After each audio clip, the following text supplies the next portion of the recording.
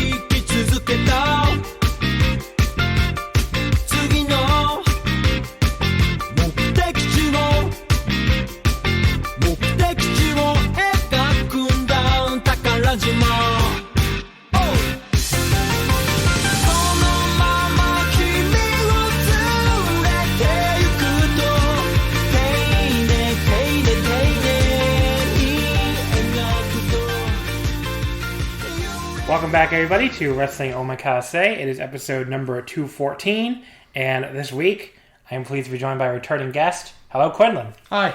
That's your first time back on the free feed in a while.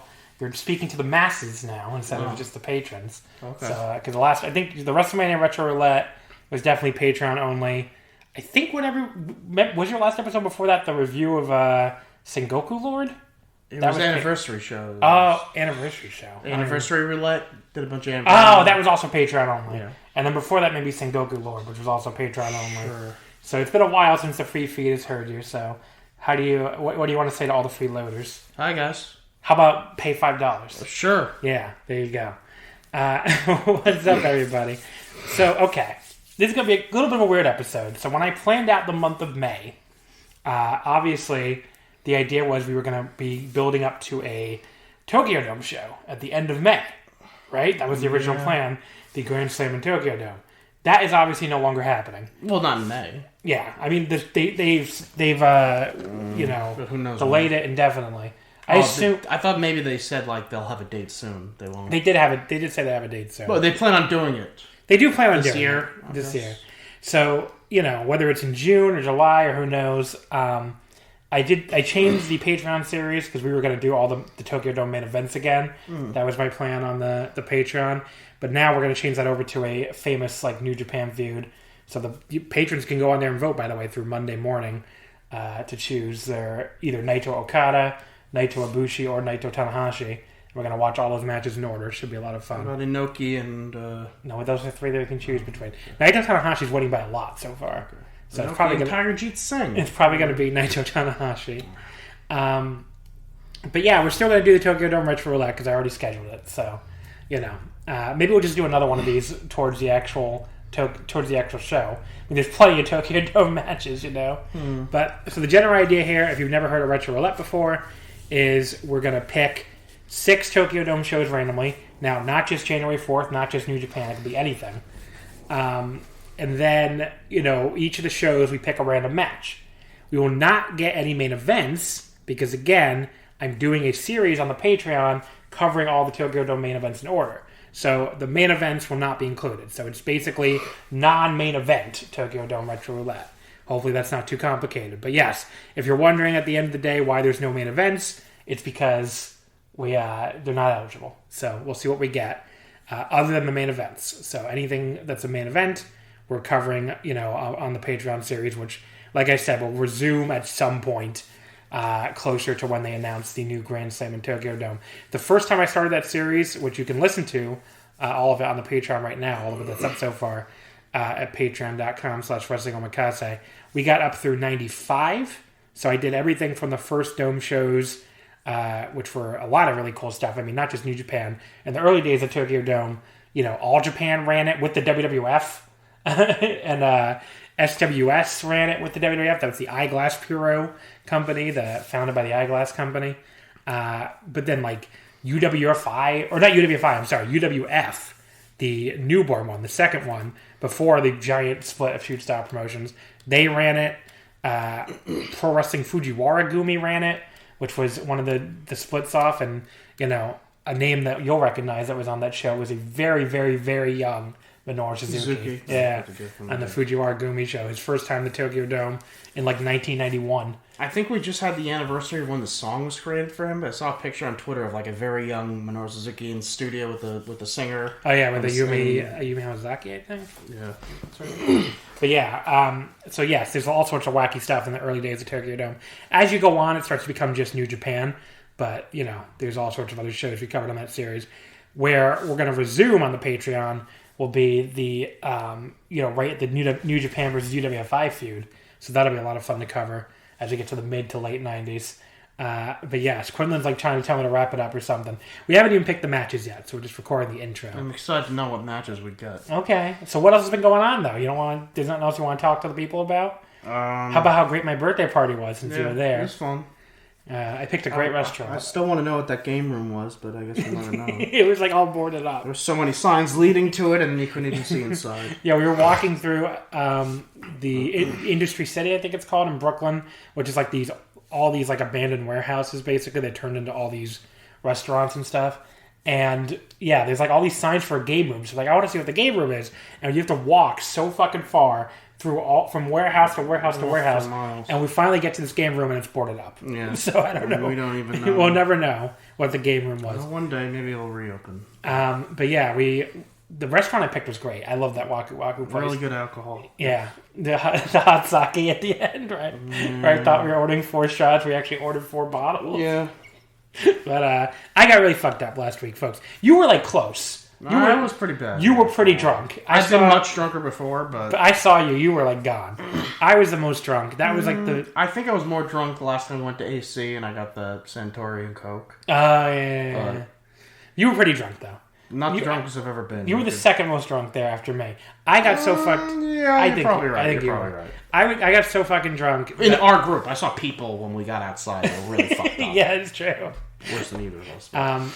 I don't know about me. I was so drunk, probably the most drunk I've been since that party. Yeah, where you fell down the stairs. 10 years ago. I kept asking me if I was okay. But yeah, anytime, for people who don't drink, I guess, or people who do drink and don't wear glasses, anytime you are so drunk that you can't tell if you're wearing your glasses or not because it's that blurry, you're pretty drunk. Yeah. So that was me the whole ride back to the hotel. So and then you threw up too. And then I threw up. I don't know why you had to tell you had to tell the fucking listeners about my vomit. I feel proud that I've never thrown up from drinking.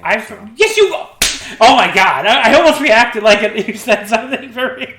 This motherfucker. If you don't remember, it never happened. I remember it. And I have no memory of it. Many people remember. This is fake news. So we're in Quinlan's house right now. Okay. Quinlan has a large house. His family's very rich. And there's this one living room where, it's quite large, okay? He vomited so much in this living room, he covered 75% of the fucking floor. And I swear to God, I'm not exaggerating.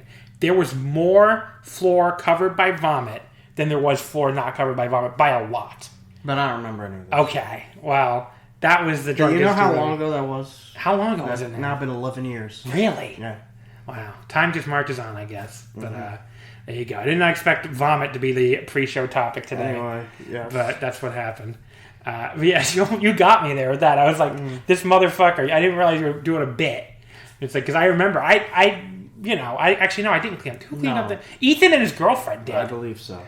Which is that whole night is blackness to me, so I'm just going from what you told me. I think they were the ones who cleaned up. And that was also the night that my girlfriend at the time, I put a trash can and she moved her directly head into her face when she said she had to throw up. She looks at the trash can, she looks at me, she turns her head and throws up on my arm. I was like, are you fucking kidding me? But I do remember tripping you that night, seeing you run by to give her a glass of water, and I just grabbed your foot and tripped you. I was on the floor, I think.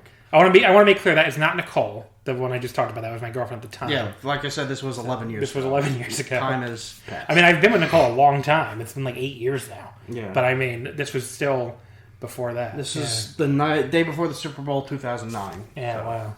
What were we doing? We was to play that game. It wasn't. Had nothing to do with the Super Bowl the next day. It was. It wasn't even the day of the Super Bowl. We were going to play Dokapon Kingdom. But that never happened. Oh God. Sean was there too. And yeah, he was also vomiting. He was also but Ethan and his girlfriend. Yeah. Anyway, what an adventure. Tokyo Dome. Yeah.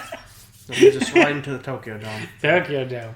Dokapon. Did we ever actually play that game together, Dokapon Kingdom? We have before. Oh, not that night. Because that was like what, a PS2 game.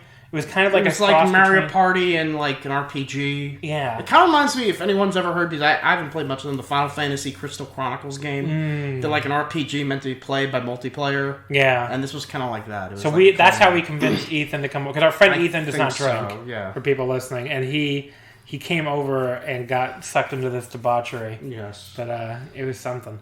Anyway, so Tokyo Dome, Retro Roulette. We're going to be back in a sec. So if you listen to these episodes before, since we're here together, basically we watch the match, we stop, we record, we watch the match, stop, record. So we get on basically right after we watch each match, so it's fresh. So there you go. So let's go ahead and hit the stop button. We'll pick our matches, and then we will get back to you with whatever the first match is, because again, we haven't even picked it yet. Okay.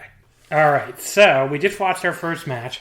Now, we didn't record after we picked our 6 matches. Is that against the rules? No, it's fine. I just say, on the WrestleMania one, I think we did. I was a little disappointed with the randomizer this time. Like, we're going to go in chronological order here, but like you can see, we're starting with a match from 2001. So it skipped over a lot. Like, the randomizer didn't give us anything from the late 80s or 90s. And it gave us like a match from 2 years ago, which, I don't really know if we need to revisit that already. But we're starting off here with the All Japan Kings Road New Century, which was January 28th, 2001. So this card, this is a really interesting show. If people haven't read, I always recommend this on the One Match series, the book Eggshells by Chris Charlton, which is like, it basically goes over all the Tokyo Dome series and all the Tokyo Dome matches in history. And again, I want to stress, I don't think I really plugged it before. Patreon.com/Wrestling Omakase. $5 a month, and you can listen to all of my Tokyo Dome main events up through 95. That series is a lot of fun. Plus, we got lots of other stuff coming up too, like I said earlier. Anyway, so I always mention that series. The Eggshells book. It really will go over a lot of like the history and like what was going on in the companies. This was like such a weird show because All Japan really had no business running a Tokyo Dome show. Like, if you don't know the whole history of All Japan, you're talking about January 28, 2001. Less than 6 months or 5 months ago, they've lost the entire roster. Mm-hmm. Every single Japanese wrestler in the company, except Toshiaki Kawada and one of the wrestlers we're going to talk about here, Masanobu Fuji, they all left to form Pro Wrestling Noah. The whole roster. I mean, I don't know, it'd be like if every single person in New Japan except I don't know, Naito and...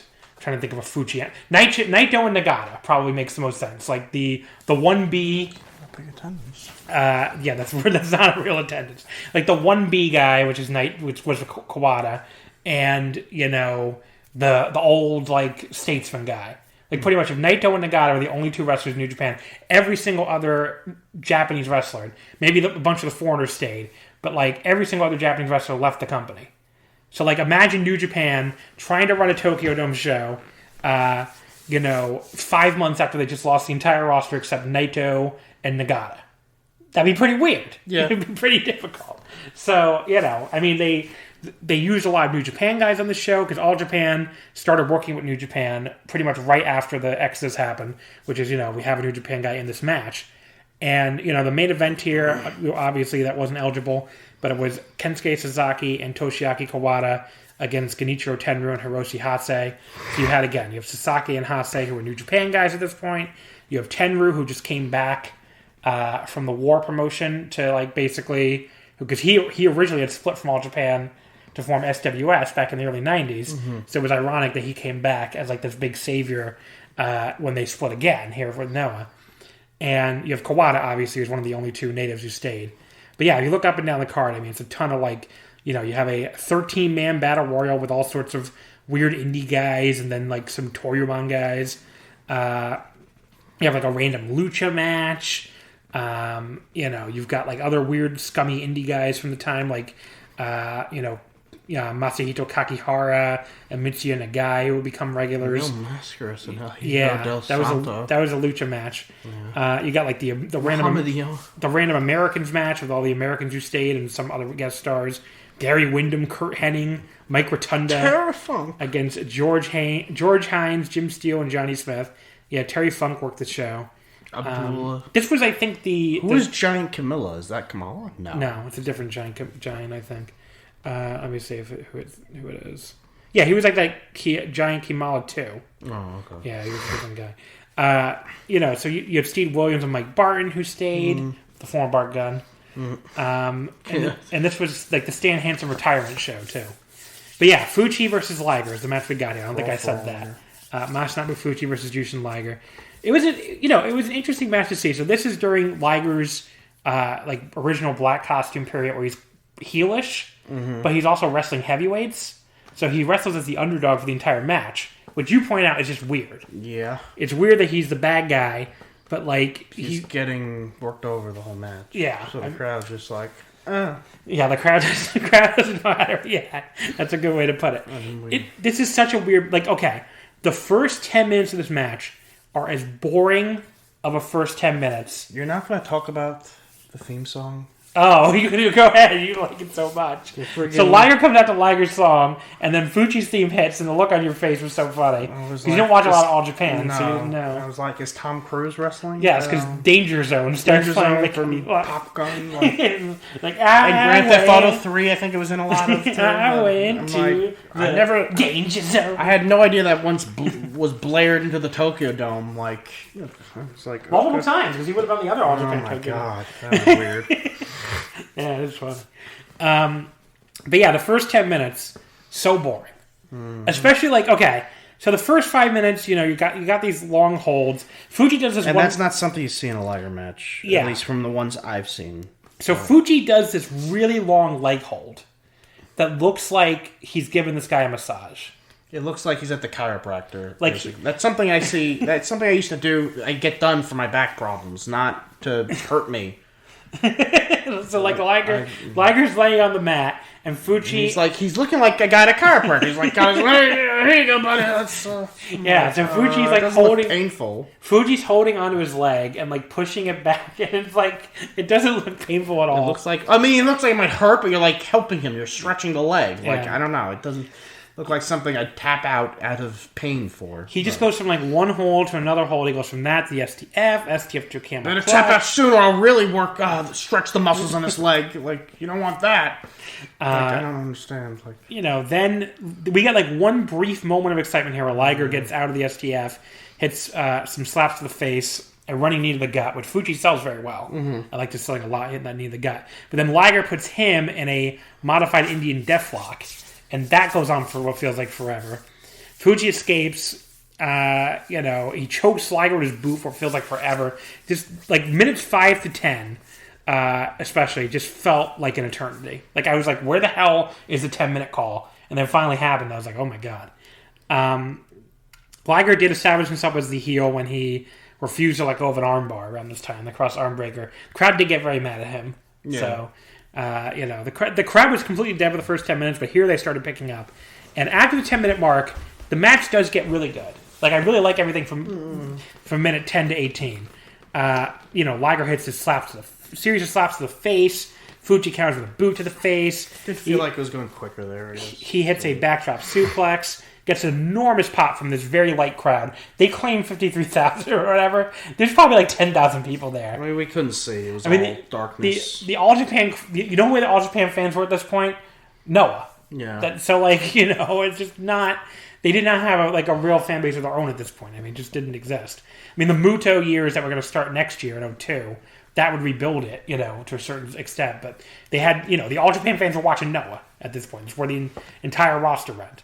But yeah, I mean, so Liger and Fucci, but after that point though, Liger and Fucci, hits a big backdrop suplex. Liger no-sells it, hits this big running slap to the face. It might have been a Shote. The camera almost completely missed it. Mm-hmm. It was a really badly timed camera cut, but whatever.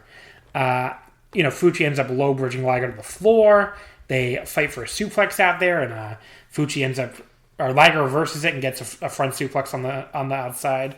And then hits a big dive off the top to the floor. That was cool. He hits a Shote in the corner for a 2 count. A frog splash for another near fall. Fucci comes back with this wacky cross-arm neck lock, which looked kind of cool. He had him over his shoulder, over his knee. I'm sorry, laying back first on his knee, and had the arm wrapped around the throat. It's not a hold you really see anymore, so that was a cool little hold. Liger raked his eyes to get out because he's a bad man. Fucci then hits this huge backdrop suplex, just drops Liger on his fucking neck. He does it a second time, and Liger's crawling on the ropes to try to escape, and then Fucci hits a third straight backdrop, all 3 of these right on his neck. He covers. I didn't know who won this. I was sure that was going to be the pin, but Liger kicks out. I was like, wow, I don't know how he survived all that. Fucci goes for another backdrop, but Liger elbows his way out. Fucci gets a leaping enziguri when Liger tries to German suplex him, then a big boot. But Liger gets a drop toe hold of all things, and then immediately gets a La Magistral cradle, and that's the pin. That's the pin. That was a shocking... I like that finish a lot. You didn't like that? No, it was good. It was just strange. Yeah, it was out of nowhere. He just caught him. And Liger beat him. And then... Fuji's standing there in disbelief afterward. He goes over to offer Liger a handshake, and Liger... Bad man. Bad man. He slaps his hand away. Rikishi, and leaves. There you go. Doing bad stuff. This started out as possibly the most boring match of all time, just through the first 10 minutes. But the last 8 were so much fun. So I went 3 1/4. Pretty good match. I may literally tell you to fast forward to the first 10. If you're gonna decide whether or not to watch, you gotta watch the entrance. Yes. But then fast forward to the first 10 minutes of the match. And we didn't mention we didn't get a good look, but we think we saw Tanahashi. Yeah, it came out with possibly well, he would have been already. I think he's less than a year away from winning his first title. I think. So maybe it wasn't him. I think he was out there with him. I don't think he was a young boy. He was just walking into the ring. Okay. I think he's pretty close to winning his first title. I forget when he wins that under 30 title. But I think it's coming. Oh, okay. Yeah. Sure. But yes, so again, just fast forward the first 10 minutes. Watch the last 8 minutes. It's great. Next match we're going to be watching, this is going to be a weird one. This is from the same year. This is now the New Japan Indicate of Next, the October 8th, 2001 Tokyo Dome show, back when they were still running multiple Tokyo Domes in the year. And the match we got here is Bob Backlund and Tatsumi Fujinami versus Dory Funk Jr. and Terry Funk. So we'll see what that is like. That's not on New Japan World, by the way. I found it on the Chinese high seas. So I will definitely provide I'll have the link for this All Japan one on YouTube and for this one, this New Japan match in there. But the rest of them can be found on New Japan World. So anyway, yes. Give me 1 second. We'll be back with that match. All right. So we just finished our second match from the New Japan Indicate of Next Tokyo Dome show on October 8th, 2001. So still in 2001 here. This was Bob Backlund and Tatsumi Fujinami beating Dory Funk Jr. and Terry Funk. So we found this match. This is not on New Japan World. I found it on the Chinese high seas. Billy. But that's the name of the site, Billy. You looked at me like... The Chinese high seas? The Chinese high seas. Like the pirate high seas? Anyway. So this was the 5th match of the night here. We saw the Billy video clip, and it was 25 minutes. And we were like, how the fuck did these old... I mean, these guys were really old. Back then. Really back Dory then. Funk Jr. looked like he did all of his aging until then just stopped aging since. Because he looked like he was in his 70s in this match. I saw him live in a fucking Tokyo 2016 on a Tokyo Guruntai show in Shinjuku Face in 2016. So 15 years after this, I saw him live, and he looked ancient here. He looked like Grandpa going to the rest home. He had that hat on, he had the look. I mean, once he got in the ring, he was fine. But I guess, he just He was able to do what people wanted him to do, basically. Terry Funk looked pretty much exactly like I remember him from the Attitude Era. He still looked exactly he looked the same. He had the Chainsaw Charlie. Yeah, like WCW, ECW too, all that. Bob Backlund looked old. Looked old, but could still do stuff. Yeah. He had the American flag. He was still very excited. You were in the bathroom when they announced his name. He did a dance in the ring. And, he was very excited. There were a bunch of little comedy spots in this match. Yeah. That were kind of This is when Bob was starting to get a little wacky, start to lose his mind. No. This was like 6 years. After. Because he lost his shit in WWF. Yeah, like 94. Yeah, you're right. Yeah. But then he just... Like 7 years later. But yes, so, some of the other stuff on this show, this has a really famous main event that I'm really looking forward to getting to in the one-match series on the Patreon. Remember, patreon.com/Wrestling Omakase. Yuji Nakayama and Yuji Nagata versus Hiroshi Hashi and Keiji Muto. That match is fucking awesome. Just a really amazing match. Akiyama coming into team with Nagata. There's some other stuff in the show I wouldn't mind getting. Now, none of it, I think, is on New Japan World except for the main event. Yeah. So I don't know if I would have been able to find half this stuff, because a show coming up next, we weren't able to find anything. But yeah, we did, like Kazuyuki Fujita versus Kensuke Sasaki was the semi-main. That would have been really interesting to talk about. The opener, a 4-on-2 handicap match. Not the opener, the second match. Tanahashi, Kenzo Suzuki, Wataru Inoue, and Yutaka Yoshi against Giant Silva and Giant Singh. You know who Giant Singh is, right? The Great Khali. Yes, Giant Singh is the Great Khali. I remember they had a feud not too long after that, I think, and I heard it was the worst thing in the history of Great Khali has a 2.34 rating on Cage Match, if you're wondering. Is that out of 50? Is that out of 5? That's out of 10. Higher than Giant Silva is a 1.35. That's out of 2? No, it's out of 10. But yes. So the match we got here... Hall of Famer. There really isn't much to say about this match. The crowd was a lot hotter than they were in that first match we watched. The Funks did anything, and they're like, "Woo, yeah!" They always love the Funks. Have you ever watched like the Funks in All Japan in the 80s? I've just heard that they were beloved. They were beloved, yeah. So it's always that's why Dory Funk can still go over there to this day. To this, and he still loves to go over there. Yeah, he loves how they love him, and he loves them. The salarymen come out to like they love watching Dory Funk Jr. But yeah, there's like a spot. So they start with Dory and Fujinami. For some reason, they both hit the ropes and then both immediately tag out to Terry and Backlund. That was kind of funny. And then they grapple. The two of them grapple in the corner. Bob Backlund crawls through Terry's legs and then does a big wacky dance to celebrate. Yes, it's kind of funny. Then he tags right back to Fujinami. Terry tags back out to Dory. And then basically the whole match after that is Terry and Dory working over Bob Backlund. Yeah, and before the Fujinami hot tag, but didn't really do much. There's nothing here. Terry does some punches. Backlund falls out of the ring. Terry hits a alleged pile driver on the floor that's like the worst pile driver I've ever seen. Yeah, it's like slow motion and I get it. You don't want to kill the old guy. Very safe. He follows it up with a pretty horrible neck breaker back in the ring too, and they do it. The Funks do a double suplex for a 2 count. And then we get a really long arm lock from Dory on Backlund. He tries to cover him a few times. But then Bob Backlund deadlifts him out of his arm lock and lifts him all the way up and puts him on the corner. And the crowd reacts like they just saw, the greatest spot of all time. The crowd goes crazy for this. They love Bob Backlund deadlifting this man out of the arm lock. But yeah, then, he finally tags in Fujinami. Fujinami throws some kicks at Dory, locks him in a sleeper, and then transitions over to the Dragon Sleeper. Terry makes the save. Bob Backlund gives Terry a very extended atomic drop. Just really holds him up there forever. And then Dory tries for his famous spinning toe hold on Fujinami, but Fujinami escapes and backslides him for the pin. So, not a lot to this one. 2.25. I don't know, below average. Yeah. Wasn't horrible or anything. No, it was short. Yeah, it was short, but really wasn't good. They're old. What are you going? Yeah. In 2001, it was a nostalgia match for back then. Yeah. It is funny watching 20 years later. This was a nostalgia match 20 years ago. Yeah. And all these guys are still not only still alive, but all but one of them I think is active. I think Bob Backlund's the only one that's official. No, Terry Funk is pretty much retired. Terry Funk's retired. I think. But not until very recently, I don't think. Yeah. And Dory Funk and Fujinami are still active, I think. Yeah, Fujinami definitely is. I think Dory has been forced into not wrestling for a while due to the pandemic. But yeah, but he was still wrestling for he was still wrestling like right until things went to hell. So the video file here includes a lot of post-match backstage commentary, including Fujinami telling Bob Backlund, "Thank you, Bob." Everyone just marking out over each other. Yeah, they say, "Thank you, Bob. We just won," in English. Yeah. Kind of funny. The Funks show up and like shake hands with them.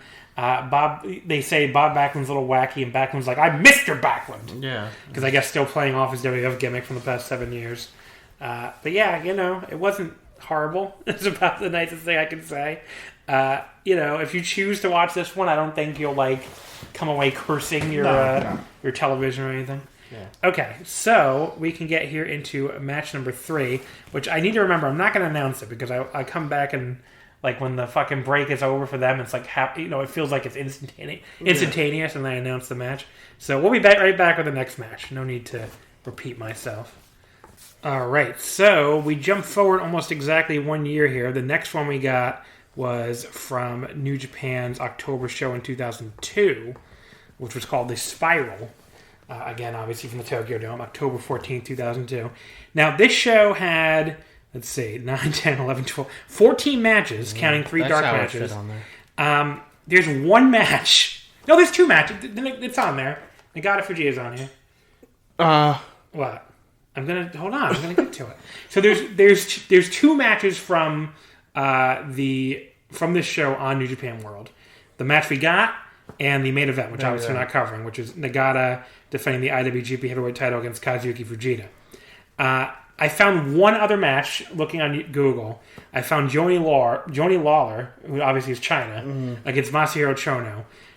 So basically, that was the only other match I could find.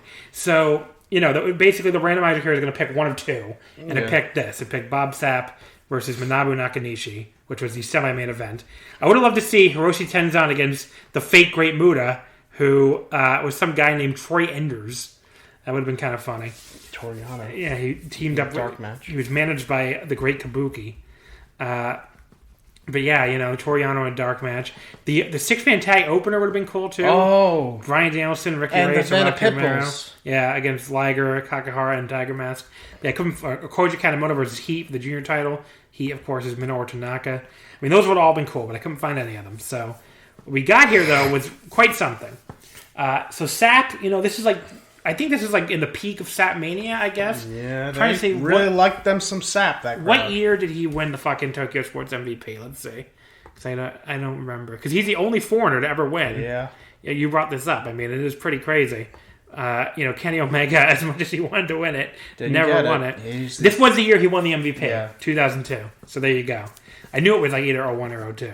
He also won Rest of the Year in Nikon Sports. Was he the guy that was in that episode remember we used to go to cons, they play that silent library back in the day when anime cons existed, that silent library game show. There was some guy that was a kickboxer that was in was it him? Yeah, it was Bob Sapp? Okay. Yeah, he was in I remember he was really good at singing Japanese karaoke. He sang a song in Japanese and sang it very fluently for what I could. I mean, I'm not a Japanese speaker, but it sounded to me really good. Yeah. But yeah. So he was really popular in Japan at this time. They loved him.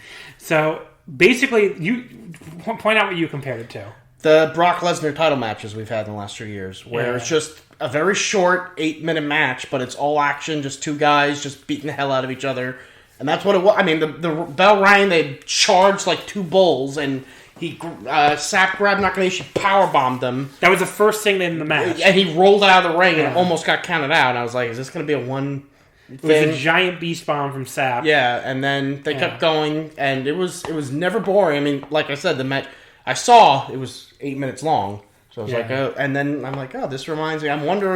Reminds me of the Goldberg and Brock Lesnar matches. And basically every match, most of his matches have been kept short. Yeah. Like his match with... sometimes it really works. Like Finn Balor, the Goldberg one at WrestleMania. Yeah. Those are awesome. He had one with Daniel Bryan that was really good, too. Yeah. Sometimes they're not good, though. Yeah, like that one with Seth Rollins at WrestleMania. I don't even remember this where one. Low blows him and beats him immediately. That was pretty stupid. that was dumb. There's some other dumb ones, too. He had one with Drew that was pretty good, if I remember right. There's one with... no, Drew... Didn't Drew have a match recently that... wasn't with Brock, but it kind of reminded me of Goldberg. Was it with Goldberg? Yes, Goldberg. Reminded me of that too. Yeah, it was like 3 minutes. Yeah, Like, well, anyway, it's short but all action. What was the let's see what the actual match time was here, because obviously 8 minutes includes like 2 seconds of post and pre-match. So the actual match time was 6:26. Yeah. So 6 minutes and 26 seconds. But yeah, so like you said, it starts with that power bomb. Sapp, like, is like all posing. He's like all, kissing. He's literally kissing his biceps. Yeah. While Nakanishi's like on the outside from the power bomb. That power bomb was awesome. Like the one thing Bob Sapp could do very well is hit a giant sit out power bomb. It's more like a layout power bomb. Like he lays himself out when he hits his power bomb. So Nakanishi finally rolls in. He gets this big like standing spine buster, and then immediately instead of covering, like starts ground and pounding. He even throws some like Mongolian chops from there, which I thought was awesome. And then you're too close to the mic. And then Sapp reverses, but like he like starts choking him with one hand, reverse it, and then he throws the most bizarre ground and pound I think I've ever seen. Yeah. I mean, the one thing about Bob Sapp, he wasn't good. Okay, he was not good at like doing moves or like like execution of moves. He had incredible charisma. Could get the crowd going crazy. But like he's doing this ridiculous ground and pound. At one point, first of all, he pounded his own chest more than he pounded the other guy. Yeah. Second of all, he's throwing what I don't even know how to describe these. I can't describe it. Nakanishi's head is on the mat, right?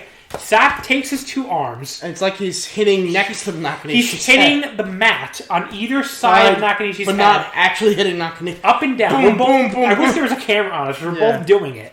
And, like, it looks so fucking ridiculous. I mean, it could not... But the crowd didn't care. The crowd didn't care, but it was the most ridiculous looking... You stopped looking at that because every ref, like, at ringside jumped in to get him off. Which was not... I thought they were going to end the match right there. It's like, no, they were just trying to pull and he just jumps off. up and everyone goes, ah! And all the refs are flying, Nakanishi tries to hit some running knees, hit some shoulder blocks. Sapp just stands there, puts Nakanishi down with one shoulder. He then does his own really big shoulder block, almost like a fucking pounce. Yeah. It was a really big gets him to his... He lariats Nakanishi out of the ring, although, like you said, it really defies the term lariat. Yeah. It's really stretching the term. He hits a very weak axe handle. He puts the rope in his mouth. That was during the powerbomb right there. He did the axe handle from the apron, very weak, actually. Sapp tries like a 3-point stance out there, but Nakanishi dodges him this time, gets a sleeper, and then lifts Sapp. Oh no, Sapp picks Nakanishi up first. Straight up into the Argentine backbreaker out of the sleeper. Doing his move. And like he's doing his move, then he just dumps him back in the ring. That looked cool. But then Nakanishi finally does get the Argentine backbreaker on Sapp back in the ring, which that was the big impressive moment of the match for Nakanishi. The crowd went crazy for that. He slams him down, and it honestly looks like Sapp... You pointed this out first, actually. It looks like Sapp is about to cover Nakanishi when they hit the mat. It's very weird. It's like, buddy, you just took the move. Yeah. You're supposed to be selling. It was really weird. Nakanishi climbs the top rope, hits a chop off of there. Top rope. That drops Sapp to one knee. They both oddly start stomping their... That was the weirdest part of the match. Nakanishi starts stomping his foot like he's going to go for the ladder, which he used to do all the time. Like Shawn Michaels to him the bat. Man. Starts stomping with him. And stands up and starts stomping with him. I'm like, you're his opponent. You're his opponent. You're not supposed to cheer on your opponent. It was very weird. It's like, I was like, what am I watching? Yeah. They both start stamping their fucking boots he's together. like, yeah, Nakanishi, get him! Oh, wait, that's me. Like, it was so bizarre. I was like, what am I watching? This is where he bites the top rope. So they both hit these lariats on each other. They collide. They don't go down. Then Sapp hits his big standing drop kick that knocks Nakanishi to the outside. He bites the top rope, Ishii style. Yeah, show how intense he is. Count it out. Count it out, and that's the finish. So kind of stupid finish. What are you going to do? They didn't want him to get pinned, I guess. I really was like, I don't know how to rate this. I mean, it's not bad, clearly, because it's a crazy spectacle. Well, it's bad, but it's fun bad. Yeah, it's just a fun piece. There are some bad looking moves. Sapp is horrible. You're gonna have fun. You're gonna have a wacky time. It's like the Brock Goldberg. That was better than this, though. I think. Yeah, I mean the type of style matches they work. Yeah, I gave this 3 stars. Finally, I'm like, yeah, I can't go lower than that because I had such a great time, but I can't go higher because Bob Sapp was pounding the mat on either side of his head. He was really hitting that mat. Maybe he thought he'd make so much noise and make him go deaf. I don't know. It was something. If he landed the mat. What a match that was, folks. Okay, so we are halfway done. That is match number 3. So I don't know what you're trying to tell me because I'm still recording. So, match number 4 will be up next. So, we will see you in a second. Alright, so the next one we watched here was from the original Wrestle Kingdom. So, we jumped forward a little over 4 years. Episode 1. So, Wrestle Kingdom 1 from January 4th, 2007. A claimed attendance of 28,000. So, you can only imagine how few people were here. Probably like 10,000 people or something. I guess. But yes, this was a interesting card. This is the first one we've gotten up to where like the entire card is on New Japan World, so we could have gotten anything. The main event was Keiji Muto and Masahiro Chono against Tenzan and Kojima. That's the famous match where Muto and Chono like pay tribute to Hashimoto, who passed away a few years earlier, the third Musketeer of the Three Musketeers. It's very emotional, obviously. And you have 2 big title matches below it. I just can't get my eyes off that 6-man GBH versus basically the WWE mid-card trio of Buchanan, D'Lo Brown, and Travis Tomko against Makabe, Ishii, and Yano. What? That's like a match someone creating like Fire Pro Wrestling. I think they were RO&D at that point, maybe. I don't know. But yes, so that was an All Japan stable. Yeah. But yeah, there's a lot of All Japan on this show. There's Kawada against Nakamura. That's 4th from the top. There's Tanahashi and Taiyo Kea, so that's the semi-main event. Tanahashi defending the IWGP Heavyweight title against Taiyo Kea. There's other like Kazayashi is on this show. Nosawa Rangai is on this show. I can't. Oh yeah, Milano. Well, Milano was a New Japan regular at this point. Yeah. I can't get Nosawa Rangai's theme song out of my head lately. He started using this like random Spanish pop song in Pro Wrestling Noah, and I like have it on my iPod now. It's very catchy. My iPhone, I should say. It's very, very catchy. Suwama's on this show. Suwama and Taru. It's when Suwama was in the Voodoo Murders. So, but yes, the match we got here was for the Triple Crown title. Minoru Suzuki against Yuji Nagata. This was the first of 3 Nagata-Suzuki matches at the Tokyo Dome. This one went 17-22. They would meet 2 more times. Wrestle Kingdom 5 4 years later in 2011, and then Wrestle Kingdom 7 in 2013. They've had 12 singles matches total. So, but yeah, this was an awesome match. I mean, there were like some minor flaws to it, which I didn't even think you didn't seem to even agree with me on. I thought so it starts off kind of slow because like they do. Not the first thing they do is start slapping the hell out of each other. Yes. Okay. when they go to the floor, it gets kind of slow for a little bit. When Suzuki hits Nagata with this chair shot up against the ropes, it makes a big loud sound up against the ring post, I should say. It makes a big loud sound. I'm sure it mostly hit the ring post. Yeah, mostly hit the ring post. But Nagata blades, and he lays there for a long time. Suzuki celebrates in the ring for a long time. It does take a while. And, Suzuki ends up blading as well at some point. They really they fight on the floor too long for me. Like, I'm like, why is the ref not counting? You make it a face like you don't agree at all, so I guess that's fine. But I mean, I still think the match is awesome, especially once they get back in the ring. Once they get back in the ring, Nagata starts unloading with these hard kicks. Suzuki gets him in a headlock, and Nagata gets out with this awesome arm breaker. He takes his arm and just slams it down. The crowd goes crazy for that.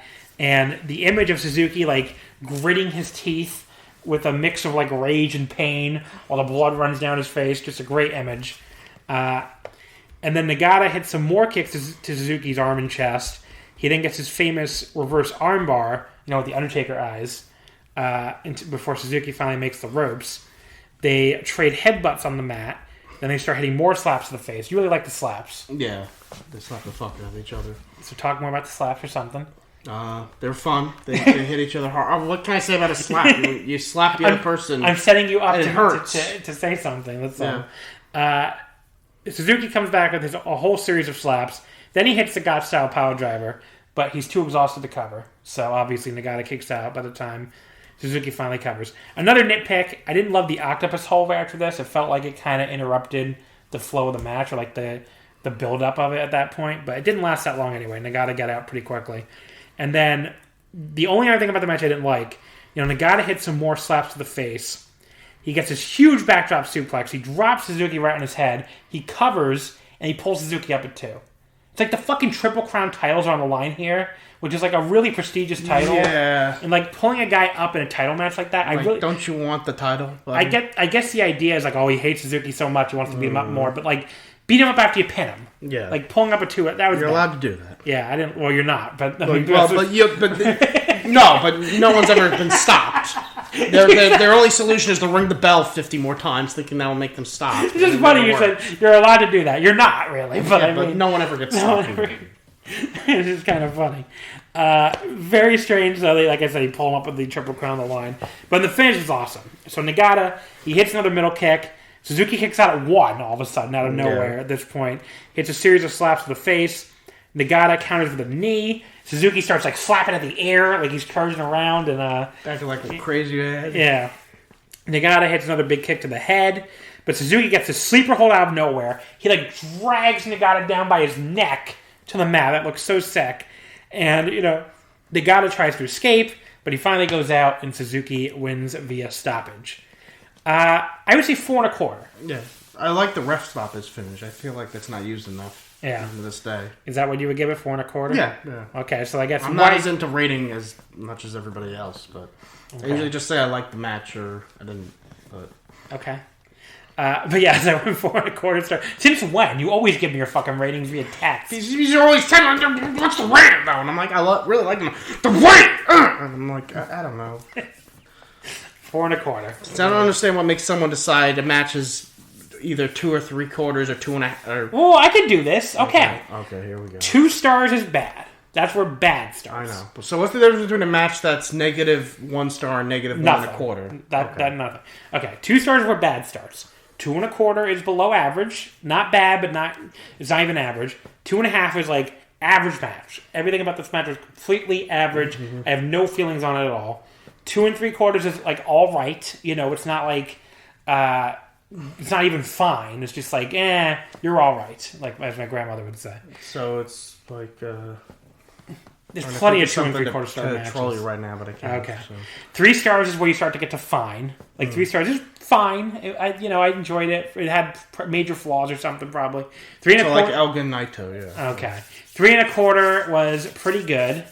3 1/2 is good. 3 3/4 is great. And then 4 stars, you're at awesome. Like if a match is 4 stars, it's an awesome match. 4 1/4 is more awesome, but just not. And what is 7? Not quite match of the year level. 4 1/2 is like that's where you're talking about match of the year contender, like low end match of the year contender. 4 3/4 is like a match of the year level match. Yeah. No, Yano Evil. No, and 5 stars is like almost a perfect match. Okay, what about 6 and 7? Maybe perfect. No, that's bullshit. I mean, the only thing I struggle with the star ratings is like under 2. Under 2 is all bullshit. There's no difference between 1 3/4 and 1 1/4. Like everything under 2 is just horrible. Yeah. So anyone telling you they know the difference between a 1-star match and a 1 1/4 star match is bullshit. A -5 stars is Taka and Taichi. That match is so great. That is the worst match I've ever seen in my entire fucking life. Till the day I die, I will never forget that match. That match is so awesome. I've never before hated a match so much. From the best of Super Juniors, I love that match. You're that out was the worst of match mind. of the year. That was the worst match of the decade, century, in existence of all species and life as we know it. That is the worst match of all time. No, it's not Kenny Omega versus whoever. Anyway, it's not. I don't know. I can't even think of one to troll. I don't watch AEW. I can't think of anything to troll you with. I don't watch WWE that much either. So, what did I say about WWE? I said AEW. Oh. I mean, I watched the pay-per-view, but I actually like Kenny and Moxley. I thought you... I'm known as like the AEW hater on your podcast. You did really hate that first pay-per-view. Okay, and I still watch. You don't fucking watch anymore, buddy. Anyway. And I think it got better. I watched the last pay-per-view. It sucked. It sucked. I mean, what do I do? I wouldn't say it sucked. It was pretty bad. It was their worst pay-per-view so far, without a doubt. It was pretty horrible. I thought that was... Yeah... There was 2 good matches. The opening match was fucking awesome. That match was horrible. Anyway, we're way off topic. So let's get to I don't know what's. Well, we'll see what's next. I don't know. All right. We got 2 matches to go. But yes, any other final thoughts on Suzuki and Nagata? I'm glad they both still wrestle, but they're both still awesome. Had you ever seen that match before? That match, I don't believe that. Yeah. I don't think I did. I've seen them have some of their matches, but not that one specifically. Okay. I was just wondering. So there you go. All right, folks. We'll be back in a second with our second to last match as Quinlan makes the TV make noise for some reason before I hit stop. Okay. Hit that stoppity-stop button. Okay. Wait, I haven't hit it yet.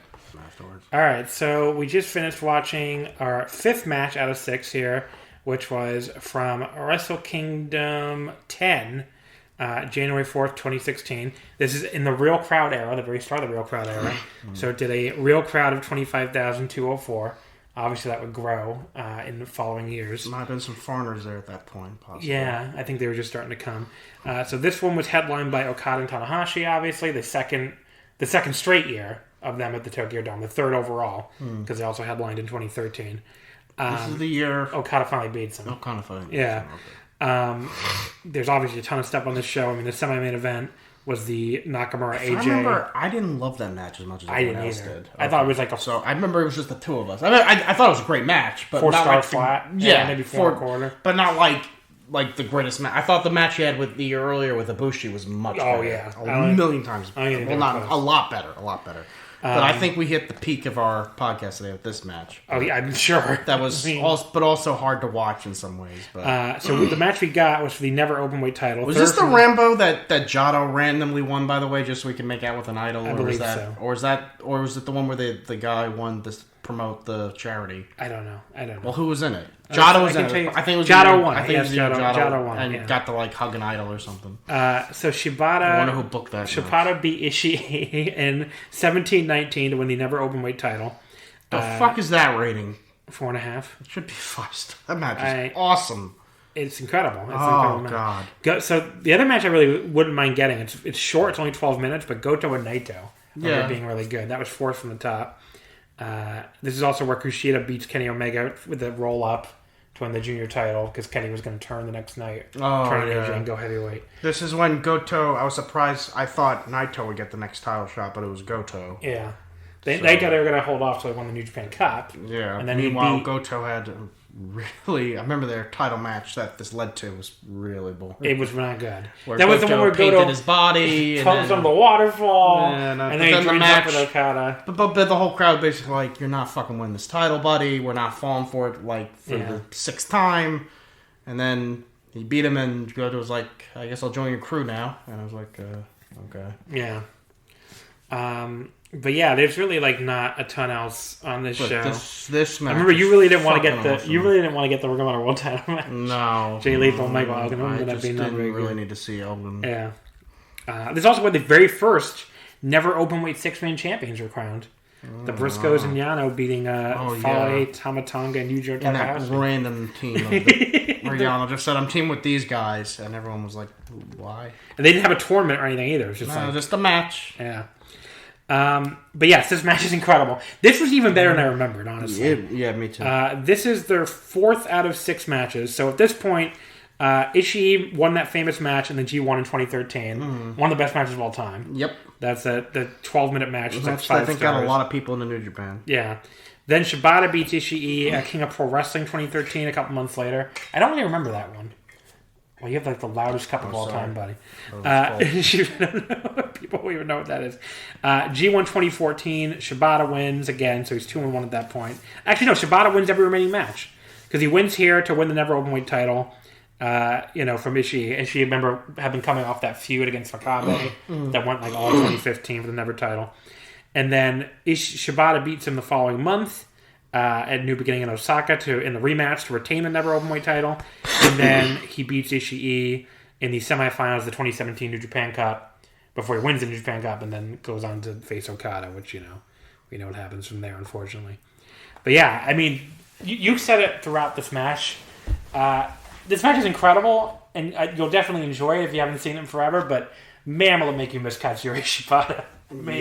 One of the best wrestlers of all time. I really don't even think that's hyperbole. I mean, just I struggle to come up with anyone who was ever as good at what he was trying to do. I mean, he just beat the fucking shit out of people. He let the people beat the shit out of him. To his detriment, unfortunately. But he could even obviously this match he doesn't really show it, but he was great at mat wrestling too. Mm-hmm. Remember there's a match he had with Sakuraba, I think at Dominion 2015, I want to say. Where he got the ropes with his teeth. Yeah, I think he did get the ropes with his teeth in that match. But yeah, he does some amazing mat wrestling in that match. I mean, he really could do it all, and I don't know. I really, really miss him, and this is the kind of match that will also make you really, really miss him if you watch it. They go straight at each other from the opening bell. Yep. Just charge right at each other. Then, this I remembered. They take turns sitting down for each other. And so the other one can hit the soccer ball kick to the back. They start getting... And then getting back up and then... But they start getting so gross by the end of these kicks. Mm-hmm. I mean, Shibata at one point throws a kick where I'm like, you could have broken this man's spine with this kick. I mean, this was disgusting.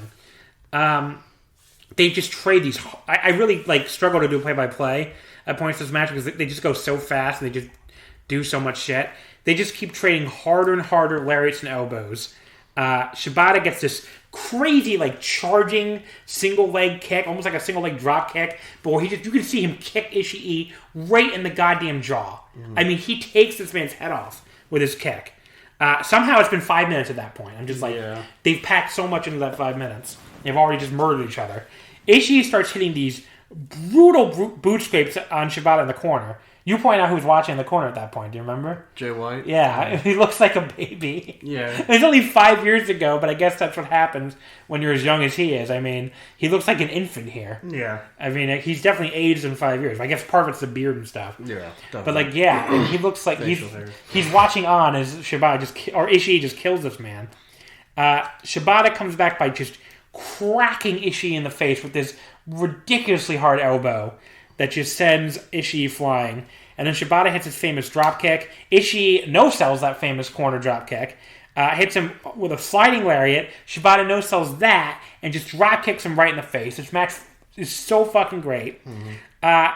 Then they get to the peak of the match. They both just start no-selling each other and absolutely destroying each other. Yeah. Just every lariat, kick, elbow, over and over and over again. German suplexes. The crowd is absolutely going insane. Mm-hmm. The crowd is losing their shit. It's just like one of those pro wrestling moments where Lions outside are losing their shit too. I bet the announcers, Yeah, if you watch this match, if you watch this part of this match and feel nothing, you might want to find a different hobby. I don't know what you're doing watching wrestling. If you can watch this and be like, it's fine, I don't really care. This is just incredible. I could see this as one of the matches you'd show in one of your panels and have the crowd in the panel freaking out. At the end of what happens sometimes. Yeah.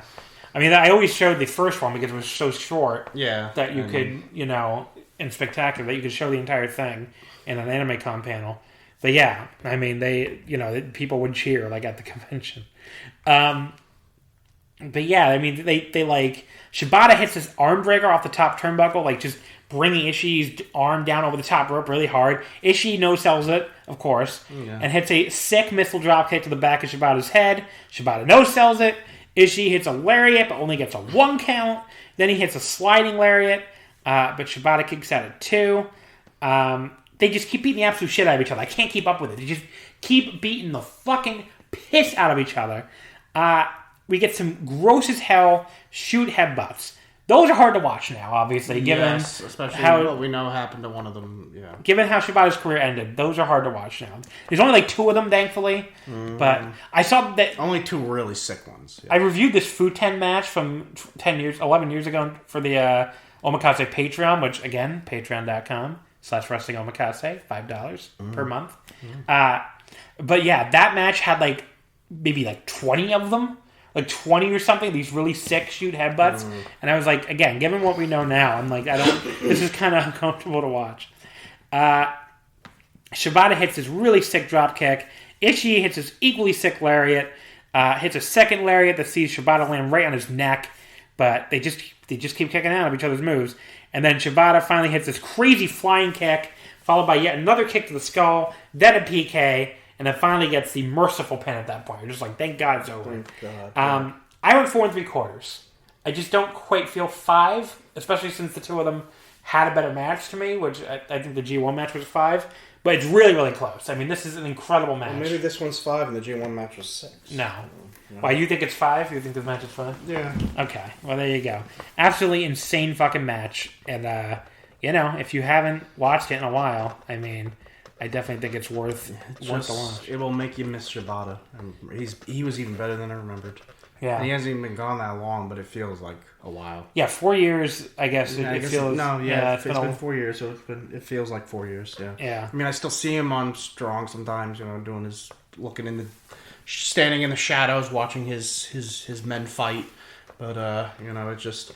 I know he thinks he'll be back one day, but I think by now, if he isn't back by now, it's probably not going to... Yeah, I don't think this is like a Daniel Bryan, Christian situation. I think he literally nearly died, right? Like, he was in a coma. Like, they had to put him in a coma to, like, do surgery on his brain, was the story. I mean, it'd be great if he could come back one day, but I'd love to be able to see a vision of, like, an alternate future where his career didn't end after that match and he just kept going to see where it would have taken him. Yeah. I would love to. I would want to know. I mean, he went out with one of the greatest matches of all time with Okada. But would he have been world champion by now if that hadn't happened? Yeah, I don't know. He might have, he might not have been. I mean, in a way, he would have been a top guy. It was a really fitting way for his career to end because he was always going to go out on his sword, basically. Like, he was not going to be told. He was like, this is the way I'm going to wrestle. I don't give a fuck if you think it's too dangerous. I don't give a fuck if you think, this is just my way. I can only wrestle my way. Yeah. And, he went out having... I mean, there's almost no wrestler on Earth. I mean, I'm only thinking the Joe Lanza argument that almost got him canceled, so you should probably be careful.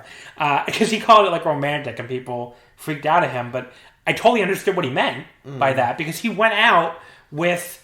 Like, how many wrestlers on Earth? It sucks that he almost died. I'm not trying to downplay that. Famous wrestlers who died in the ring. Yeah. I mean, I'm not trying to downplay that he almost died. It's great that he's... you can go back and say this now much more, the fact that he's still alive and by all accounts even seems happy with his life. I mean, he seems okay. He seems to love being a fucking trainer. Yeah. So, but how many wrestlers can say... their final match in their career was one of the greatest matches of all time? Yeah. Almost none. I mean, he went out with one of the greatest matches ever in Sumo Hall with the crowd behind him 150%. Yeah. That's just... the fact that he's with us and seems to be healthy, other than the fact that he can't wrestle, obviously is the most important thing. Mm-hmm. But, like, I do think there is something to the fact that he did go out on his sword. I mean, he went out... the way he was only going to wrestle a Katsuyori Shibata match. That's it. He was never going to he's never going to tone it down. He was never going to, wrestle a little more safe or whatever the fuck. He was going to wrestle a Shibata match, and that's all he knew how to do, and that's all he was going to do. And, I mean, he talks about this all the time in interviews. Like, I can only train people to wrestle one way, because it's the only way I know how. So... there you go. What are you sending a reminder to yourself for? There's nothing. Don't worry about it. Okay. Quinlan sending a reminder to pay his dealer. I don't know what he's doing. He doesn't want to tell us. Okay. So we got one match left here. We'll be back in just a second with that one. All right. So we just watched the final match of this episode. Tetsuya Naito versus Chris Jericho for the IWGP Intercontinental title from 2 years ago. Wrestle Kingdom 13. January 4th, 2019. Do you want to come on here and say I was wrong? About what? That's because I didn't realize what match we were watching. Because when I first picked this one, you were like groans. You were like, "Oh, this match?" And I was like, "What the fuck are you talking about?" I got confused with the Dominion match. I really like the Dominion one too, but this one's better. This one was much better. This one is incredible. Like, this is better than Omega and Jericho, first of all. I have to say that first of all. But you still think Omega and Jericho's better. I'm not sure. I have to watch the other one again. This one, this blows away. What is the cage match rating for each one? I think they probably have Omega Jericho higher. These cage match always hates Naito. Mm-hmm. They have 8.87, but Dave gave this 4 3/4, which I forgot he went that high on this. It's the same rating I give it, I guess, to spoil. But yeah, Naito beats him in a no DQ match to win back the Intercontinental title in 22:35. So obviously the main event of this was Tanahashi and Omega. I think this was better than Tanahashi Omega. They gave that one. They gave it 5 3/4, of course. It's close. I think I gave Tanahashi Omega 4.5. So I mean, that match was really, really good. Third match from the top here is Jay White and Okada. That would have been an interesting one to get. And then you have after that it really gets this was really a 3-match show. Below that you have Ishimori and Kushida. That was really disappointing. Was that Kushida? No. That was his last title match. Yeah, that was his last match, right? No. He did a couple more. He faces Tanahashi at Korakuen at the end of the month in an awesome match. Yeah, that was his last match. Yeah, that was his last match. Juice and Cody for the U.S. title. That fucking sucked. I've never enjoyed it. It was 9 minutes long. It had 1 million run-ins from Brandy. Okay. That match is horrible. You might be thinking of the one they had in the fall 2018 where Cody wins the title. That one actually is pretty good. This one is horrible. There's a tag team title match that's okay. It's a 3-way with Evil Sonata, G.O.D., and the Young Bucks. Zack and Ishii is good, but it's only 11 minutes. But yeah. I remember the never title match being really good. Yeah, Ospreay and Ibushi. I didn't like it as much as some people, but it does have has a lower rating than this, according to Cage Match. But yeah, so Naito, he jumps Jericho before the bell here. It's basically an exact reversal of the Dominion match, where Jericho jumped Naito before the bell and beat the shit out of him, and ended up winning. And it's just very satisfying. Naito, after all the taunting Jericho did and all that shit he did to him in the lead up to this match, he just beats the shit out of Jericho. He gives him a pile driver on the ramp. He takes the turnbuckle pad off and just starts flailing and just beating the piss out of him with the turnbuckle pad. He hits him hard. But then when Naito finally does his, the fake out dive he basically does the fake out he does sometimes, where he acts like he's going to pose and then suddenly starts doing the dive for real. But Jericho's ready. He has a kendo stick. He hits Naito in the face with it in midair. It's also a great spot. And that's the key for Jericho to take over. He just beats the piss out of Jericho with it, or beats the piss out of Naito with it, I should say. The graphic helpfully reminds us this is no DQ. And that graphic comes up 6 times. We're going to forget. I can even hear the actor saying, no DQ. And I'm like, yeah, we know. He does Naito's eye pose in the turnbuckle pad and then nails him with the kendo stick off of there. That was great. And then he yells, because Chono was at ringside, and he just yells, hey Chono, you like that shit? Which is such a great moment. This is peak Jericho New Japan. Pretty much it's downhill from here, because we were at that Dominion title match with Okada. That match was stupid. I don't know if you liked it. I thought the finish was stupid, but leading up to the finish, I thought it was fun. I didn't like that match at all. The Tanahashi match is good the following year in 2020, but I think this is still way better. Naito, he briefly tries to fight back. Jericho hits another hard kendo stick shot. He drops the kendo stick and hits his corner drop kick to Naito on the apron. And Naito takes this sick bump straight down the back of his neck on the apron off the drop kick. Yeah, he didn't need to, but that's what he does. They show. He could have just landed on his back. But he's on my neck? Him and Ibushi are on my neck, right? On my neck, yeah. But yeah, he that was right. All this was, by the way, in the first 5 minutes of the match. Jericho grabs a camera at ringside. He films himself giving Naito a middle finger. That was kind of funny. He suplexes him on the floor. Then another neck bump. So Jericho beats on Naito. He takes him over the announce table. He DDTs Naito on the table. Naito lands straight fucking down on his neck. The top of his head straight down. Sick as fucking hell bump. And Jericho then rings the bell himself, declares himself the winner, raises his arms up. Tokudo is so angry at him. He's they're just booing the shit out of him for this. They're very mad at him ringing the bell. Red Shoes, by the way, keeps no, you didn't win, which I thought was kind of funny. Yeah. Jericho then delivers a surprisingly nice crossbody off the top, back in the ring for a 2 count. Then he starts cupping his hands through his ears like a deranged Hulk Hogan. Naito finally starts to fight back, but then he runs right into a back elbow from Jericho, who then also crushes him with a lion salt for a 2 count. I was Naito's too far away with his lion salt, especially for old-ass Jericho. And I was kind of right, because Jericho almost undershoots him and basically just comes down on leg first all over Naito. It looked nasty, but it worked. So Naito's dead at this point. Jericho's posing all triumphantly. But Naito finally starts to recover with these big slaps to the face at the 10-minute mark and hits his big diving forearm that leaves both guys down. Naito starts going to more of his usual offense. Jericho gets his legs up in the corner when Naito charges in, keeps trying to kick at him, but Naito just absorbs his kicks, no-sells them, and just spits right in his face, which obviously would not fly today. No. That made me feel a little uncomfortable, but that was years ago. Naito obviously would not doing much spitting nowadays. He spits on Jericho some more, does his pose with one foot on him, the eye pose, but then when he goes for his combo kick in the corner, Jericho catches his legs and turns it into walls. Very cool counter. Naito is finally able to fight his way out. He kicks Jericho off, but Jericho hits an enziguri, goes for the code breaker. Naito blocks it, comes back with his signature swinging DDT off the ropes. Then he hits Gloria and goes for the Destino for the first time. But Jericho blocks it by just like tossing him to the mat, which is like a way more simple counter than a lot of people counter the Destino with, but like really effective. It just like throws him down. Yeah. Then he applies the walls again.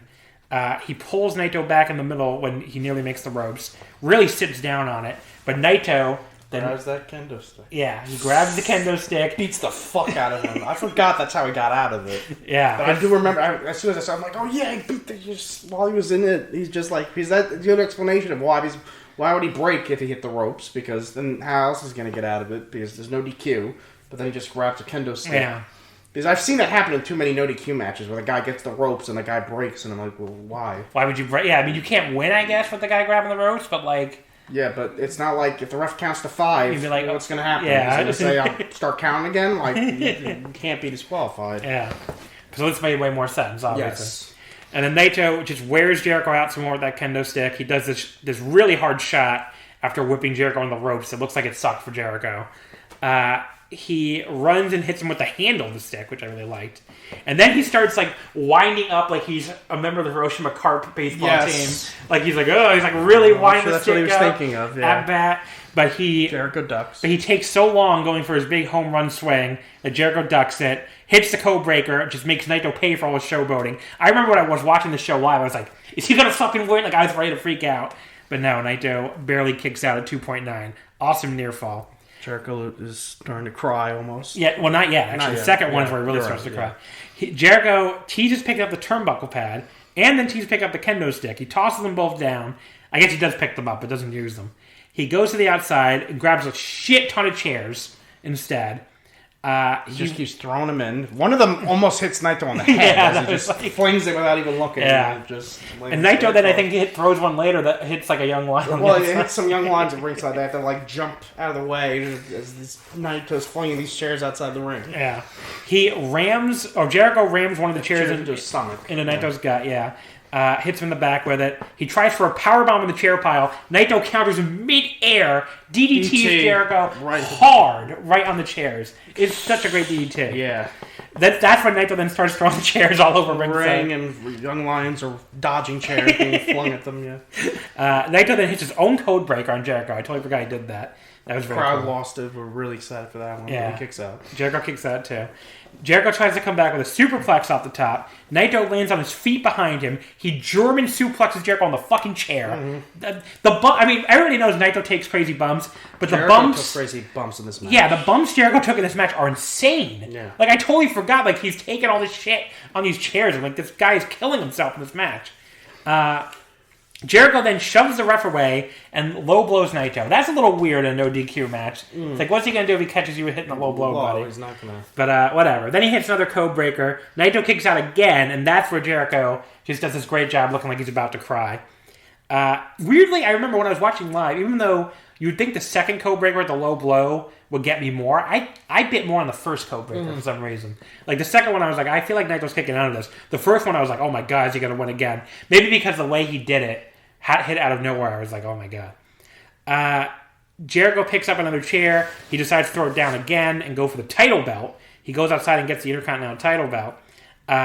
He calls for Naito to get back up forever. He's like, get up, get up.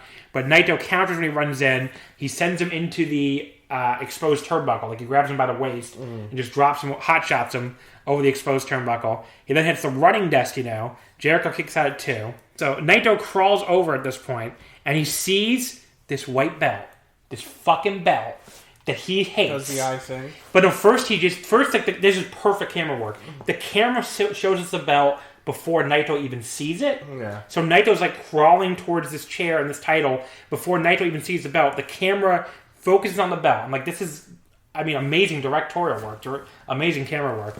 And Naito then, like you said, he goes over, poses with the eye. He sees this fucking title. This title he hates. This title he doesn't even think should exist, all this shit, and he finally accepts it. He picks the belt up, he keeps staring at it in that little pose, and it finally signifies him accepting the stupid title. He hits Jericho in the face with it, hits Destino, and that's the pin. That's one of the best finishes of all time. I love that finish. And it sets up everything else for 2019 to 2020, where Naito, instead of rejecting the title, is now like, well, I'm going to be the first guy to ever win the IC and the heavyweight at the same time, which he, of course, pulled off. I mean, he started saying that, I think, after this match. He definitely started saying that in January of 2019. Yeah. And I remember when he first started saying that, people were like, is that just a thing he's saying? Is that really going anywhere? Long-term booking. Obviously, it was very long-term booking. But back when New Japan booking was good, I guess. But this match is incredible. Just like I remembered. Gets the same rating I gave it then, 4 3/4. Not quite 5.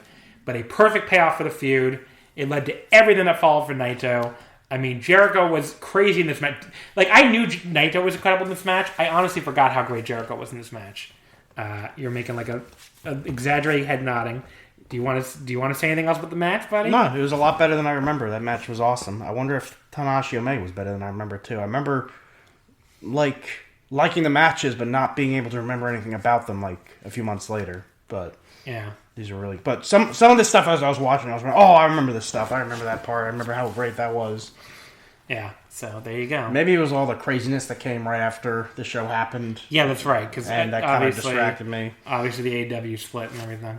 But yeah, so that was definitely a cool way to end the series. I was too hard on our picks earlier because this ended up being pretty great. Yeah. I mean, it was, we peaked at the end, which is better. Yeah. I mean, remember the WrestleMania one when the last thing was that fucking Baron Corbin angle? We did not peak at the end there. So. What was the peak? Oh, we peaked really early with Austin and Rock. Yes. Yeah, and then it was all kind of downhill from there. But yeah, we 2 incredible matches here to end it. Yeah. The Bob Backlund tag, maybe not the most greatest match of all time, but there was really nothing bad though. The Bob Sapp match was fun too. Yeah, I mean Suzuki and Nagata was awesome. It was awesome. Opening match. Fuji Liger was pretty good. Yeah. A little boring, but pretty good. But yeah, overall, this was a lot of fun. So we will definitely. We can get together and do this again, maybe when they actually announce when New Japan is coming back. A new date, yeah. So still in the air. There you go. Because obviously there's still many more Tokyo Domes we could do. Yeah. They just remove these 6 and pick 6 more. There's entire decades we didn't touch. So I know. I mean the randomizer was like fuck the 90s, fuck the late 80s. Yeah. Yeah. The first one I think was 89 or 88, so not that much. There was some 80s. Yeah. So there you go. Anything you want to plug, Quinlan? Not really. Do you want to plug an anime or a manga or something? Watch stuff. The manga I've been reading. If you haven't gone, go see the Demon Slayer movie in theaters while you still can. If you're a Demon Slayer fan, you have to be because the movie is canon and it takes place after the entire first season ended, so it helps to. Watch the show, but see that in theaters. If you're safe, if you're fully vaccinated. I think I have a friend who made sure he got fully vaccinated so he could see the movie in theaters. So it's worth it. I'm going to recommend a manga, Mato Seihei no Slave. Yeah. That's the manga I've been reading lately, which has a lot of fan service. So if you're not into that sort of thing, you might be turned off by it. Okay. No, that's actually not why I like it. If you let me finish, but it has an amazing setting, really unique story, and like really unique. Like powers for the characters, and it's definitely not a manga I would recommend reading if you're under 18. But it's a very, very cool manga. So let me reiterate what I just said. I shouldn't just say the Demon Slayer movie. I should say the #1 movie in America. It was really #1 movie. It was #1 last weekend. Second weekend, it was #1 to beat Mortal Kombat. Wow. I mean, it helps that there's not many things in theaters right now, but it is the #1 movie in America last weekend, and. Well, remember that Mato Seihei no Slave one, because I think they're going to make an anime out of that eventually. I would bet. And that movie's also rated R. But. It's by the same guy who made Akame no Kill or Akame ga Kill. I've heard of it. Yeah. Heard of it. And like Yuki something is a hero. I can't remember the name of that one either. But yeah. Yuki Yuna is a hero. Yuki Yuna is a hero, I think is what it's called. I've never seen it either, but it's all stuff I've heard of when I was like, oh, it's the same guy. But there you go. With Nicole and I are watching Madoka again. That's what we've been doing lately. She really wanted to watch it. It's better than the spinoff. She really wanted to watch it. You saw Magia Record? Mm-hmm. So am I the only one who liked Magia Record? I didn't like it. I thought it was really okay. I remember towards the end it felt like it had no point. What the fuck are you talking about? It ends on like a big cliffhanger. They're going to do another season. Okay. But yes. I remember I saw Nicole saying stuff about it on Twitter, and when I was done, I understood what she was talking about, and I agreed with her. Okay, I will say the story can be kind of weird, and like they don't explain anything. Yeah. So like it's because it's based on a mobile game. So I feel like some of it is like, well, you played the game, so you can go, you know what's going on. So I get that. But on the other hand, like the art in that show is like among the best I've ever seen. Mm-hmm. Like it has some amazing art, and it's like a very aesthetically beautiful show. And the in-episode drama is really, really good. It's just they don't explain anything. So if you're the type of person who absolutely needs everything explained, which Nicole definitely is, I think you are too, you're going to hate it. But if you're the type who can go with it and just enjoy it for what it is, I do think it's worth watching. Oh, also, when are you posting the show? Probably Sunday. All right. So by the time people have heard this, maybe this will be official. But sometime this weekend, it's rumored a new Dragon Ball movie will be announced, and I'm hoping that happens. There's a new Madoka movie announced. Yeah, I know, and a new Sailor Moon movie. Yeah, the Madoka movie is going to be an actual sequel to Rebellion, which I was sort of wondering if you're ever going to get that, because if people have not seen Rebellion, I'm not going to spoil the ending, but it ends on such an open-ended. You don't think it ends open-ended? It ends. I don't want to spoil anything. So. Okay. No, you're right. It ends to me like there should be more story. Yeah, to wrap it up. That's called open-ended. Okay. So I don't think it's like if they didn't end anything after Avengers: Infinity War. The villain caused the world to be all screwed up and then just got away with it. Okay, again, Homer is not the villain. The villain of Madoka. I know. Well, obviously that fucking cat, that piece of shit. But I don't really need to see. I don't want to spoil anything. So we just spoiled a big thing. The Cube-Base the villain because you don't know that at the start of the show. Well, I'm assuming people have. Yeah, you're right. But that's revealed pretty early on, though. Wasn't it halfway through? By halfway through, you can kind of figure out that Cube-Base is a fucking asshole. Is an asshole. I don't know if you can figure out does not give a fuck. I don't know if you can figure out he's the villain of the entire show. He's also not good at doing what he needs to do. But. Yeah. But anyway, so definitely check out. I'm really excited to check out the Madoka movie whenever that comes out. I don't think they have a date yet, but I'm really excited. And I'm hoping the Ava movie gets released in America too. But yeah, the final Ava movie. So there's our anime chat. All right. Do you want to plug your Twitter? Sure. I'm _not_Quinlan. Are you Quinlan? No. Okay. Folks, I know that story. I know. We told it 5 times, okay. I think. If new listeners might not know it, but you were playing Smash Brothers, and I screwed up. Because you were not playing as Samus. No. And someone said, "Who's Samus?" And your friend said, "I think Quinlan is Samus." And you're like, "I'm not Quinlan." I blurted that out. I'm not Samus. One of those moments you had to be there for. No, actually, I wasn't there. I just don't think it's hilarious. I don't think Ethan was even there. Yeah. Anyway, so thank you everybody for listening. You can follow us on Twitter at Wrestle Omakase. Wrestling would not fit. I see that every time I give that line, Quinlan rolls his eyes so bad. But we got shouted out 5 times on this week's Voice Wrestling flagship, by the way. I don't know why, but Joe Lanza, every time he was talking about how if he didn't want to... it was it's hard to explain without listening to the episode. Basically, he was like, if everybody died who was podcasting, because he was talking about how everybody does this rock climbing dies. He's like, I wouldn't be doing podcasting anymore. He kept saying you have to get your Wrestling Omakase somewhere else, which he always says it really exaggeratedly, which is funny. I don't know why I just explained his whole bit, but thank you, Joe, for the multiple shout-outs on this week's flagship, even though they didn't sound, they sounded kind of insulting, but thank you. So you can follow us on Twitter at Wrestling Omakase. Don't forget patreon.com/Wrestling Omakase. All month in May, we're going to have another, New Japan one-match series. Probably Naito versus Tanahashi, based on how things are going now. So if you want to hear me recap all those matches, go through that whole period, I can't wait to watch all those matches in order. Maybe Naito Okada or Naito Ibushi will pull it out. Who knows?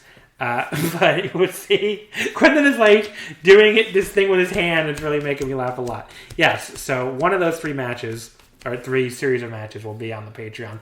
I make money from this. You're ruining my plug when I need these people to subscribe and pay me the $5. I don't know. I'm very hard up for cash. I don't know if you knew that. Patreon.com/Wrestling Omakase.